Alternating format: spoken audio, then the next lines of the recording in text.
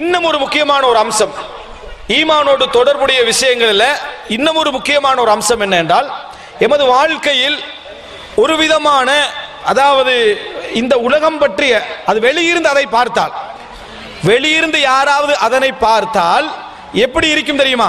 வெளியிருந்து பார்க்கிற மனிதருக்கு அது எப்படி இருக்கும் அப்படின்னு சொன்னால், மார்க்கம் இவரை ஏமாற்றுகிறதோ, மார்க்கத்தின் பெயரால் இவர் ஏமாந்து கொண்டிருக்கிறாரோ என்கின்ற சிந்தனை வர ஆரம்பிக்கும். ஹர்ரஹா உலைதீனுஹும், ஹந்தக் யுத்தம் இருக்கிறது. ஹந்தக் யுத்தத்தில் பார்த்தீங்கன்னு சொன்னால் முழு எதிரிகளும் என்ன, அந்த மதீனாவை சுத்தி இருக்கிறார்கள். முழு எதிரிகளும் மதீனாவை சுத்தி இருக்கிறார்கள். அந்த நேரத்தில் சஹாபாக்கள் எல்லாம் அந்த எதிரிகளோடு போராடுவதற்கு போயிருக்கிறார்கள்.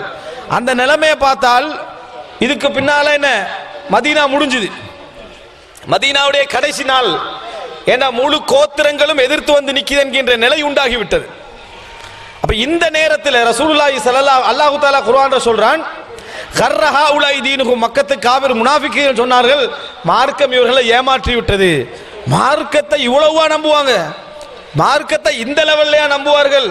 உலகத்தையெல்லாம் தொடர்ந்து இடத்தையெல்லாம் தொடர்ந்து போயிருக்கிறார்களே, அப்படி என்று சொல்லி அவர்கள் கேட்கின்ற அளவில் இவர்கள் என்ன செய்தார்கள்?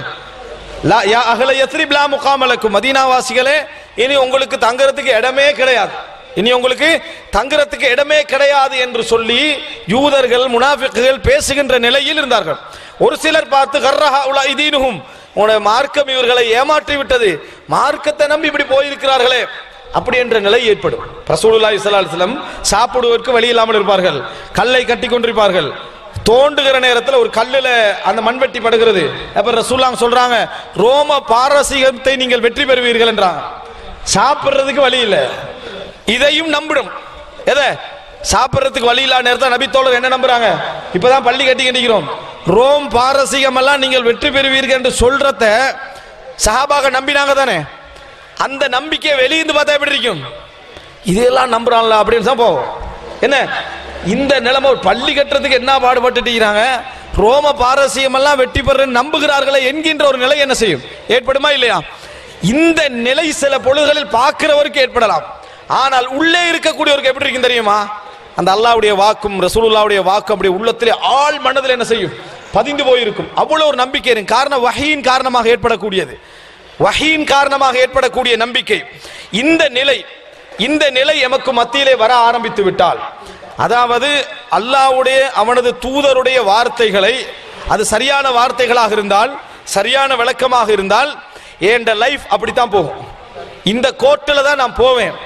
வெளியிருந்து பார்க்கின்றவர்களுக்கு இது குருட்டுத்தனமான நம்பிக்கையை சொல்லல, போலியான விளக்கத்தை சொல்லல, அறிவுகட்டத்தனமான விளக்கங்களை சொல்லல. அல்லாஹ்வும் ரசூலும் சொன்னது இதுதான், அவருடைய விளக்கம் இதுதான் என்ற விஷயத்திலே ஒரு அபரிவிதமான நம்பிக்கை ஏற்படும்.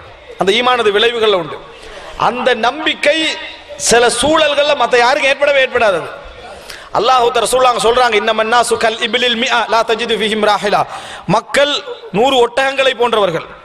அதுல பிரயாணத்துக்கு சூட்டபிளான ஒரு ஒட்டகம் இருக்காது. நாங்க சொல்லுவாங்க 100 ஒட்டகத்தை வாங்கினதுக்காண்டி எல்லாத்துலயும் பிரயாணம் போகலாம். நாங்க சொல்லுவாங்க ஒன்றுல தான் என்ன செய்யலாம், பிரயாணம் போகலாம். அது மாதிரிதான் மக்கள். இது போல அந்த 100ல ஒன்று அந்த மனிதர் இருப்பார். அந்த ஈமான் உள்ளத்திலே வேலை செய்யக்கூடிய மனிதர் 100ல் உண்டாயிருப்பார். ஈமானுக்கு ஏற்ப அந்த நம்பிக்கை வேறுபடும். இந்த ஹுதைபியா உடன்படிக்கை நேரத்தில் அவங்க போட்ட அந்த உடன்படிக்கைகள் இருக்குது, அந்த உடன்படிக்கையெல்லாம் எப்படி இருந்துச்சு? அந்த போட்ட உடன்படிக்கையெல்லாம் முஸ்லிம்களுக்கு எதிராக, காபிர்களுக்கு சார்பாக. அங்கிருந்து வந்தா திருப்பி தர மாட்டோம், இங்கிருந்து வந்தா திருப்பி தரணும், இந்த வருஷம் உம்ரா செய்யக்கூடாது, அடுத்த வருஷம் தான் உம்ரா செய்யணும், இந்த உம்ரா இப்போ ஒட்டாங்களை எதையும் உள்ளுக்கு, இப்படி எல்லாமே அநியாயமா ஒப்பந்தம். ரசூலாங்க எல்லாத்துக்கும் செய்ய மாட்டாங்க, எல்லாத்துக்கும் ஓகே. பார்த்துட்டு கொதிக்கிறாங்க உமர் ரலியல்லாஹு அன்ஹு. என்ன நாங்க அபூபக்கர் எல்லாம் பேசி கேட்கிறாங்க, நாங்க உண்மையிலையும் அவர்கள் பாத்திலையுமா இருக்கிறார்கள்? ஆமன்றாங்க. அப்படி என்ன, ஏன் இந்த கேவலத்தை நாங்க விலக்கி வாங்கணும்? அப்படின்னா என்ன, இப்படி ஒரு பணிஞ்சியே ஒரு ஒப்பந்தம் பண்ணணும்? அப்படி ஒரு அந்த அளவுக்கு உமர்ல அவங்களுக்கு கோபம் வருது. நேர அபூபக்கர் ரலியல்லாஹு அன்ஹு போறாங்க. அபூபக்கர் ரலியல்லாஹு போய், நாங்க ஹக்கில், அவர்கள் பாத்தில், அப்படித்தானே? இவர் அல்லாஹ்வுடைய தூதர் தானே, யாரு? முஹம்மது ஸல்லல்லாஹு அலைஹி வஸல்லம். ரைட். இப்படி இருக்கிற நேரத்தில் ஏன் நாங்கள் இப்படி ஒரு நிலைக்கு நாங்க போகணும்? யுத்தம் செய்வோம் அப்படி என்று சொல்லி அபூபக்கர் ரலியல்லாஹு அன்ஹு சொல்றாங்க. இப்ப அபூபக்கர் ரலியல்லாஹு அன்ஹு சொன்னாங்க, அவர் அல்லாஹ்வுடைய தூதர், அல்லாஹ் அவரை ஒரு நாளும் வீணாக்க மாட்டார். அவரை பற்றி பிடித்துக் கொள்ளுங்கள் உமரே என்று சொன்னார்கள் அபூபக்கர் ரலியல்லாஹு அன்ஹு. இவ்வளவுதான் சப்ஜெக்ட். நாங்க பலமாயிக்கிறோம் அப்படி இருக்கிறோம் ஏன் பின்னுக்கு அதுல ரசூல் ஸல்லல்லாஹு அலைஹி வஸல்லத்தை அல்லாஹ் தஆலா வீணாக்க மாட்டான். இப்ப இந்த ஒப்பந்தத்துல நேரத்துல சுஹைல் சொல்றாரு, பின்னால இஸ்லாத்துக்கு வந்த நேரத்துல சொல்றாரு, அல்லாஹ்வின் மீது ஆணையாக அந்த இடத்துல ரசூலுல்லாஹி ஸல்லல்லாஹு அலைஹி வஸல்லம் அல்லாமல் வேறொருவர் இருந்திருந்தால் எங்களோட சிந்தனை எல்லாம் எப்படி போய்க்குமோ தெரியான்றார். அந்த இடத்துல அல்லாஹ்வுடைய தூதர் தலைவராக இல்லாமல் வேறொருத்தரா இருந்தா அந்த சிந்தனை எல்லாம் எப்படி போயிருக்குமோ தெரியாது. அதனால் எப்பொழுதும் உங்கள் சிந்தனையை குறை சொல்லிக் கொள்ளுங்கள், இந்த சிந்தனை காற்ற அந்த செய்தியை குறை சொல்லிக் கொள்ளுங்கள் அப்படி என்று சொன்னார் என்ற செய்தியை பார்க்கிறோம். எனவே அன்புள்ள சகோதரர்களே, அதுக்கு பின்னால் அதுக்கு அடுத்த வருஷம் ரசூலுல்லாஹ் உம்ரா செஞ்சாங்க, அதுக்கு அடுத்த வருஷம் மக்கா வெற்றிக்கு வந்தாங்க, இதெல்லாம் இரண்டாவது. ஆனால் வரும் முன்னால் அந்த நம்புகிற நம்பிக்கையை ஒரு ஆழமாக ஏற்படுத்தும் உண்மையான ஈமான் உள்ளத்திலே வேலை செய்ய ஆரம்பித்தால் வாழ்க்கையை எப்பொழுதும் ஈமானது அழகும் ஈமானது முடிவும் ஈமானது கவர்ச்சியும் ஆரம்பத்தில் வழங்காது. ஈமானுடைய அந்த அழகு இருக்குதே, இந்த ஈமானது முடிவு இருக்குதே, அது ஆரம்பத்தில் சோதனையா தான் இருக்கும், இறுதி நிலை தான் அழகா இருக்கும். வல் ஆகிபத்து லில் முத்தகீன், இறுதி முடிவு யாருக்குரியது? முத்தகீன்கள் இறையச்சம் உடையவர்களுக்குரியது என்று அல்லாஹ் தஆலா சொல்லி காட்டுகிறான். ஆரம்பம் சோதனையா தான் இருக்கும். எனவே அன்புள்ள சகோதரர்களே, நாங்கள் ஆழ் மனதிலே பதிய வைத்துக் கொள்ள பழக வேண்டும். எப்பொழுதுமே இந்த ஈமான் என்பது அற்புதமான வாழ்க்கை விளைவுகளை ஏற்படுத்தக்கூடிய ஒரு விஷயம். இந்த ஈமானிய விளைவுகள் நமக்கு அந்த முறையில் ஏற்பட வேண்டும் என்று சொன்னால், உள்ளத்திலே அந்த ஈமான் நுழைய வேண்டும் என்றால் சொந்த வாழ்க்கைக்கு ஈமானை எந்த அளவுக்கு நாங்கள் பங்களிப்பாக எடுக்கிறோம், சொந்த வாழ்க்கையில் ஈமானுக்குரிய இடத்தை எப்படி வைத்திருக்கிறோம், சொந்த வாழ்க்கையில் எந்த அளவிலே நாம் நுழைத்திருக்கிறோம், சாதாரணமான விஷயங்களில் கூட எங்களது உணர்வுகள் எப்படி செயல்படுகிறது. இமாம் அப்துல்லா இப்னு முபாரக் ரஹிமஹுல்லாஹ் அவர்கள் ஒரு மிகப்பெரிய ஒரு வசதி படைத்த மனிதர், மிகப்பெரிய வசதி படைத்த மனிதர். அவர் என்ன செய்வார் அப்படி என்று சொன்னால், அவர்கிட்ட ஒருவர் பிச்சை எடுக்க வர, அதாவது சின்ன விஷயத்துல கூட எங்களோட பேச்சுடைய ஈமானிய தரம் எப்படி இருக்குன்னு வழங்கிக்கலாம். அதாவது அப்படி ஒரு வந்த நேரத்தில், அதாவது இப்னு அந்த அப்துல்லா இப்னு முபாரக் ரஹிமஹுல்லாஹ் அவர்கள் என்ன செய்யறாங்கன்னு சொன்னால், ஒரு பிச்சைக்காரர் வந்து இது கேட்க வரார். அப்ப இவர் என்ன செய்யறாருன்னா, ஒரு தீனார் கொடுக்கிறார், ஒரு பொற்காசு கொடுக்கிறார். பொற்காசு ஒரு தீனார் கொடுத்தவுடன் அவர் போயிட்டாரு. பக்கத்தில் உள்ள மாணவர் சொல்றாரு, இவருக்கு ஏன் ஒரு தீனார் கொடுத்தீங்க, இவர் எல்லாத்தையும் பொறிச்சு தான் சாப்பிடுவாரு, எப்படி எதை எடுத்தாலும் பொறிச்சு சாப்பிடு அப்படின்னா என்ன, எடுக்கிறது பிச்சை சாப்பிடுறது என்ன பொறிச்சு என்ற மாதிரி சொல்றாரு. யார்கிட்ட?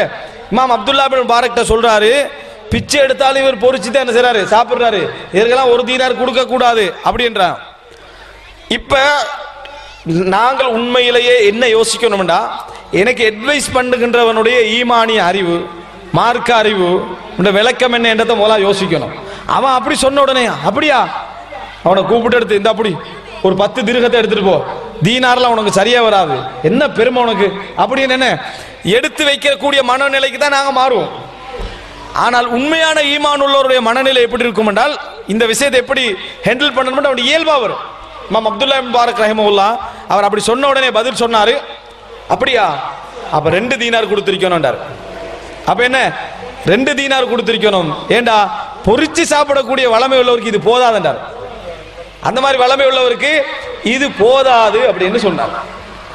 இந்த பதில் இருக்குதே, இது வந்து ஒரு ஈமானிய வெளிப்பாடு. இமாம் அப்துல்லா இப்னு முபாரக் மிகப்பெரிய அறிஞர், ஒரு பணக்காரர். இது ஒரு ஈமானது வெளிப்பாடு. என்னை சூழ உள்ள அசுத்தங்கள் அல்லது அசிங்கமான எண்ணங்கள் என்னை கரைப்படுத்தக்கூடாது. அது ஒரு ஈமான் ஏற்படுத்தக்கூடிய அற்புதமான ஒரு தூய்மை. எந்த ஒரு அசிங்கங்களுக்கு மத்தியில் இருந்தாலும் ஈமான் அப்படி மின்னணும், ஈமானிய வார்த்தை மின்ன வேண்டும், அந்த செயல்முறை மின்னணும், அந்த அழகு வெளிப்படணும். அதோடு சேர்ந்து 10ஓடு சேர்ந்து 11 அந்த வார்த்தைகள் என்ன செய்யக்கூடாது, வரவே கூடாது. இது அவரது பதிலாக இருந்தது. இவர் அழகான வார்த்தை, அப்படி அது அவருக்கு போதாம அப்படி என்ற முறையில் தான் இருக்கணுமே தவிர, அந்த ஈமானிய வெளிப்பாடு அந்த முறையில் இருக்கும். எந்த ஒரு அம்சத்தை எடுத்துக்கொண்டாலும் சரி, அந்த ஈமானுடைய தாக்கம் சிறியதோ பெரியதோ வெளிப்பட வேண்டும், சிறியதோ பெரியதோ வெளிப்பட வேண்டும். அற்புதமான வார்த்தையாக என்ன செய்ய வேண்டும், வெளியே வர வேண்டும். ரசூலுல்லாஹி ஸல்லல்லாஹு அலைஹி வஸல்லம் அவர்கள் வீட்டில் இருந்துட்டு இருக்கிறாங்க. பள்ளி அன்றாட வாழ்க்கையில் உள்ள தாக்கங்களை சொல்றேன். பள்ளிக்குள்ள 2 பேருக்கு சண்டை, பள்ளிக்குள்ள 2 பேருக்கு சண்டை நடந்துட்டா நாங்க எப்படி பேசுவோம், என்ன சமுதாயம்டா இது, நாசமா போன ஒரு சமுதாயம், இப்படி எப்ப பார்த்தாலும் இந்த மாதிரி தான் இருக்காரு. நம்ம ஒரு பிரச்சனை நடந்தா டோட்டல் சமுதாயம் நாசமா பேத்துறேன்னு சொல்லிடுறாரு. டோட்டல் சமுதாயமும் நாசமா போயிட்டேன்னு சொல்லிடுறாரு. இது எங்கள ஒரு வளமை. இவரும் சண்டை பிடிக்கிறதா சொல்றவரும் என்னது, அவர் இன்னொரு டைம்ல சண்டை பிடிச்சுக்கிட்டு இருப்பாரு. இதுதான் உலக வளமை. உலகத்துல சண்டைகள், பிரச்சனைகள், குடும்ப சப்ஜெக்டுகள் எல்லாம் இயல்பா வந்துகிட்டு தான் இருக்கும். ரசூலாங்க திரையை விலக்கி பார்க்குறாங்க. பார்த்து நம்ம முதல்ல என்ன கேள்வி கேட்போம், என்ன பள்ளிக்குள்ள சண்டை, அதான முதல்ல நம்ம கேட்போம். ரசூலா அதெல்லாம் கேட்கல. ரசூல் ஸல்லல்லாஹு பார்த்துட்டு என்னன்னு கேட்குறான். அப்ப விளங்குது அந்த சண்டை எப்படி போகுதுன்னா, கொஞ்சம் எனக்கு கடனை விட்டு தந்துருங்க, கடனை விட்டு தந்துருங்க. இவர் ஒருத்தர் கடன் எடுத்துக்கிறாரு, அவர் கடனை கேட்கிறாரு பள்ளிக்குள்ள வச்சு, வழங்கிட்டா. அப்ப சொல்ற கடனை விட்டு தந்துருங்க. இவர் சொல்ற அல்லாஹ்வின் மீதானே ஒரு சதம் விட்டு தர மாட்டேன், ஒரு பகுதியை நான் விட்டு தர மாட்டேன், உனக்கு எதுவுமே நான் விட்டு தர மாட்டேன்னு சத்தியம் பண்றாரு. ரசூலுல்லாஹ் திரையை விளக்கிட்டு கேட்டாங்க, நன்மை செய்ய மாட்டேன் என்று சத்தியம் பண்ணது யாருன்னு கேட்டாங்க. எப்படி கேட்டாங்க ரசூலுல்லாஹ்? நன்மை செய்ய மாட்டேன் என்று சத்தியம் பண்ணது யாருன்னு கேட்டாங்க. ஒரு மனுஷன் வந்து என்ன செய்ய, நான் தரமாட்டேன், விட்டு தர முடியாது அப்படி சொல்லலாம். எப்படி சொல்லக்கூடாது? சத்தியம் பண்ணி நன்மை செய்ய மாட்டேன்னு சொல்லக்கூடாது. ஒரு அவனுக்கு விட்டு தந்தாலும் சரி, அல்லாஹ்வின் மீதானே உனக்கு ஒரு சதம் விட்டு இப்படி சொல்லக்கூடாது. அப்ப அதனால ரசூலுல்லாஹ் கேட்டாங்க, நன்மை செய்ய மாட்டேன்னு சத்தியம் பண்ணவர் யாருன்னு கேட்டாங்க. பார்த்துட்டு ரசூலுல்லாஹ் அவரை பார்த்து சொன்னாங்க, இப்படின்னு சொன்னாங்க. எப்படி சொன்னாங்க? இப்படின்னு கையை காட்டினாங்க. அப்படின்னா என்ன, அரைவாசை விட்டு கொடுங்க நாங்க ரசூலுல்லாஹ், அரைவாசை விட்டு கொடுத்து விடுங்கள் என்று ரசூலுல்லாஹி ஸல்லல்லாஹு அலைஹி வஸல்லம் சொன்னார்கள். அந்த நபித்தோழர் உடனே நான் அரைவாசை விட்டு கொடுத்துட்டேன்னு சொன்னாங்க. ரசூலுல்லாஹ் அப்படி சொன்ன உடனேயே நான் அரைவாசை விட்டு கொடுத்து விட்டேன் அல்லாஹ்வின் தூதரேன்னு சொன்னார். இது ஈமானியம். இது என்ன ஈமான்? அதாவது விளைவுகள் அழகாக இருக்கும். ஒரு ஈமானை சுமந்த மனிதனுடைய மாற்றங்கள், உலக பிரச்சனைகள், சிக்கல்கள், எல்லாம் பிரச்சனைகளும் இருக்கும். ஆனா இவன்ட முடிவும் அவன்ட முடிவும் டிஃபரெண்டா இருக்கும். ஈமான் உள்ளவன்ட முடிவு அழகா இருக்கும், ஒரு ஈமான் இல்லாதவன்ட முடிவு வித்தியாசமா இருக்கும். அது இன்றைக்கு நம்ம நிறைய உலகங்களை பார்க்கிறோம். ஒரு வீடு கட்டுறாங்க. அந்த வீடு கட்டுற நேரத்தில் ஒரு நில சண்டை. ரோடுக்கு 3 அடியோ 2 அடியோ தான் இருக்குது, 3 அடி தான் இருக்குது. ஒரு சண்டை வருது, என்ன ரோட்டுக்கு வந்து என்ன 3 அடி இல்லை 4 அடி இருந்திருக்கணும், உங்களோட நிலத்துக்குள்ள ஒரு அடி என்ன செஞ்சுட்டு போயிட்டேன்ற மாதிரி ஒரு சண்டை வருது. அதை கூட்டிட்டு வருவோம், இதை அலப்பமிடலாம். அவர் சொன்னார், என் டீட்ல வந்து என்ன நான் சரியா தான் இருக்கிறேன், இன்னும் சொல்ல போனா ரோட்ல உள்ள கொஞ்சம் தான் என் வீட்டுக்கு என்ன செய்யணும் வரணும், அந்த லெவல்ல தான் இருக்குது. ஆனாலும் எனக்கு ஒரு பிரச்சனை இல்லை, நான் இன்னொரு அடி விட்டு தரேன், எனக்கு எந்த நஷ்டமும் இல்லை. விட்டு தந்து என்ன செஞ்சாரு, அந்த நிலத்தை போட்டார். இன்றைக்கு நம்ம நிறைய மக்கள் என்ன செய்யறோம் பார்க்கிறோம். இந்த மாதிரி ஒரு விளைவை ஏற்படுத்தும் எது, ஈமான் உள்ள மனிதர் ஒரு விஷயம் அதை ஏற்படுத்தும். ஆனால் இதுக்கு மாற்றமான விளைவை எதை ஏற்படுத்தும், மற்றது வேலி போடுற பேர்ல அடுத்து காணியை பிடிக்கிறது, இது மற்ற விளைவு. ரோடு வந்து அளந்தாண்டா வீட்டில் உள்ள 2 அடி ரோட்ல இருக்குது, விளங்கிட்டா. இந்த லெவல்ல இருக்கும் ஈமான் அற்ற விளைவு. ஈமானது விளைவு எப்படி இருக்கும் என்று சொன்னால், உடனே விட்டு கொடுக்கக்கூடிய, உடனே மன்னிக்கக்கூடிய, உடனே எல்லா விஷயங்களையும் தாராளத்தன்மை காட்டக்கூடிய ஒரு நிலைமையாக என்ன செய்யும், ஒரு ஈமானிய விளைவு என்ன செய்யும் இருக்கும். எனவே அன்புள்ள சகோதரர்களே, நாம் யோசிக்க வேண்டிய ஒரு விஷயம் என்ன என்றால், ஈமான் என்பது உள்ளே நுழைகின்ற நேரத்தில் இந்த உலக வாழ்க்கை அழகாக மாறும். எல்லாமே ஒரு ரம்யம் ஏற்படும். எந்த ஒரு பிரச்சனையிலும் ஈமான் என்ற அந்த நிகழ்வின் மூலம் ஏற்படக்கூடிய விளைவு அதிகமாக இருக்கும். நாங்க என்ன நினைக்கிறோம்னா, அவன் செய்யல, இவன் செய்யல, நான் ஏன் செய்யணும், அவன் விட்டு கொடுக்கல, இவன் விட்டு கொடுக்கல, நான் ஏன் விட்டு கொடுக்கணும், நீ அவனை போல இல்ல, நீ ஏன் விட்டு கொடுக்கணும் தெரியுமா, உன்கிட்ட ஈமான் இருக்குது. அவன் ஏன் விட்டு கொடுக்கல தெரியுமா, அவனத்துல ஈமான் இல்லை. எனவே நீ என்ன செய்யணும், அவன் செய்யல நான் செய்யல யோசிக்காத, நீ செய்யணும் என்பதற்காக அல்லாஹ் உன்கிட்ட ஈமானை தந்திக்கிறான், நீ செய்ய வேண்டும் என்பதற்காக அல்லாஹ் தஆலா உனக்கு தந்திருக்கிறான். நீ ஈமானால் அழகாகணும். ஈமான் உனக்கு நல்ல விளைவுகளை என்ன செய்ய வேண்டும், ஏற்படுத்த வேண்டும். மற்றவர்களை முன்னுதாரணம் எடுப்பதற்கு நீ ஈமான் இல்லாதவனாக இருந்தா பரவாயில்ல, நீ ஈமான் உள்ளவனாக இருந்தால் ஈமான் தான் உனக்கு என்ன செய்யணும், எப்பொழுதுமே முன்மாதிரியாக இருக்க வேண்டும். எப்பொழுதுமே உன் மனதளவில் என்ன செய்யணும், அந்த ஈமான் தான் என்ன செய்ய வேண்டும், இருக்க வேண்டும்.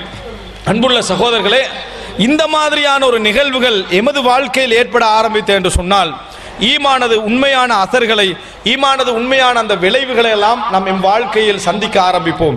அல்லாஹ்விடத்திலே அடிக்கடி துஆ கேட்போம். அல்லாஹும்ம யஸ்அலுக்கல் ஹுதா வத்துகா வல் அஃபாஃப வல் கினா.